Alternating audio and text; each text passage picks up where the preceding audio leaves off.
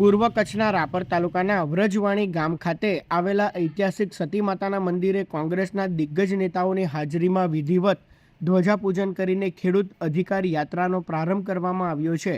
આ યાત્રામાં ગુજરાત કિસાન કોંગ્રેસ સેલના પ્રમુખ પાલ આંબલિયા, સેવાદળના રાષ્ટ્રીય અધ્યક્ષ લાલજી દેસાઈ, સેવાદળના રાષ્ટ્રીય પ્રમુખ લાલજી દેસાઈ, જિલ્લા કોંગ્રેસ પ્રમુખ વી.કે. હુંબલ, કોંગ્રેસના નેતા કરસનદાસ બાપુ સહિત રાપર અને ભચાઉ કોંગ્રેસના સ્થાનિક હોદ્દેદારો અને મોટી સંખ્યામાં ખેડૂતો ઉપસ્થિત રહ્યા હતા। પદયાત્રાના પ્રસ્થાન સમયે સમગ્ર વાતાવરણ જય જવાન, જય કિસાન અને ભારત માતા કી જયના નારાઓથી ગુંજી ઉઠ્યું હતું।